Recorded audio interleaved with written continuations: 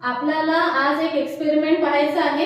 या एक्सपेरिमेंट मध्ये आपल्याला बघायचं आहे की आपल्या छतावर जे टीन असतात त्यांचं स्ट्रक्चर का बरं तसं फोल्डेड बनवलेलं आहे। हा कन्सेप्ट मी तुम्हाला आज समजून सांगणार आहे एका एक्सपेरिमेंटच्या माध्यमातून। आपल्याला एक्सपेरिमेंट साठी काय करायचं आहे, दोन आपण डस्टर घेतलेले आहे, इथे आपण त्यांना ठेवलेला आहे। याच्यावर आपण हा जो कागद आहे, हा जो पेपर आहे, हा घेतलेला हा प्लेन कागद आहे, हा आपण याच्यावर ठेवला हा ना।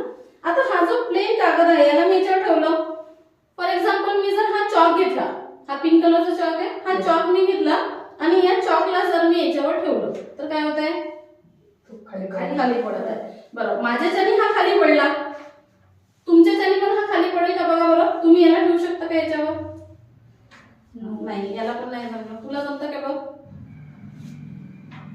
नाही, तरीही काय होत आहे, खाली पडत आहे है ना। पण हा कागद जेव्हा असं खाली जात आहे तर हे वजन याला सहन होऊन नाही राहिलंय। मग असं काय केलं आपण, तर ह्या वस्तू जर आपण याच्यावर ठेवली, हा चॉक जर पुन्हा याच्यावर ठेवला तर हा खाली पडणार नाही। त्यासाठी आपल्याला काय करावं लागेल, हा जो प्लेन कागद आहे याला अशा प्रकारे आपल्याला फोल्ड करावे लागेल है ना। दिसत आहे तुला कन्सेप्ट? मला करून दाखव याच्यामध्ये फोल्ड। याला याच्यावर ठेव। आता पडला का?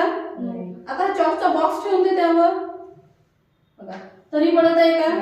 फॉर एक्झाम्पल आपण याच्यावर हा पेन ठेवला, मार्कर पेन आपण त्याच्यावर ठेवू, बघा पडत आहे का?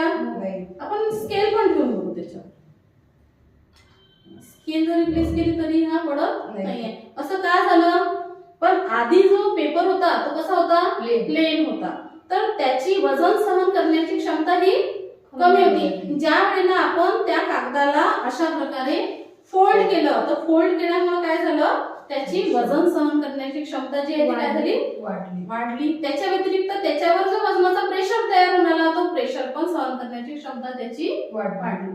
तर आपल्या घरावर टीन लावलेले असतात बघा, हे दिसतंय तुम्हाला, आपल्या घरावर टीन लावलेले असतात। त्या टीन्सला अशाच प्रकारे जसं या कागदाला फोल्ड्स आहेत तशा प्रकारे त्याला फोल्ड्स तयार केलेले असतात। तर हे का केलेले आहेत तयार, की जेणेकरून जर त्याच्यावर कुठलंही वजन पडलं तर त्या वजनामुळे ते टीन जे आहे ते खाली वाकले नाही पाहिजे, खाली पडले नाही पाहिजे, म्हणून याच्यासाठी ते फोल्ड्स लावलेले असतात। जर समजा वादळ आलं, वादळ येते ना पावसाळ्यामध्ये, सहसा वादळ येते, वादळ जर आलं तर वादळामुळे काय होते, एअरचा प्रेशर तयार होईल, त्या प्रेशरमुळे ते टीन जे आहे ते वाकले नाही पाहिजे, झुकले नाही पाहिजे, उडून नाही गेले पाहिजे, याच्यासाठी सुद्धा त्यांना त्या फोल्ड्स लावले।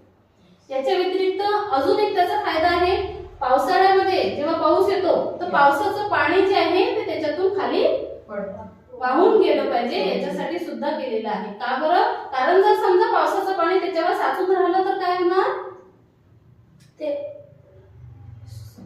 टीन जे आहे ते जमून जाते, टीन जे आहे ते काय होते, जमून जाते, कोरोजन होणार त्यांचं, याचा सुद्धा फायदा आहे।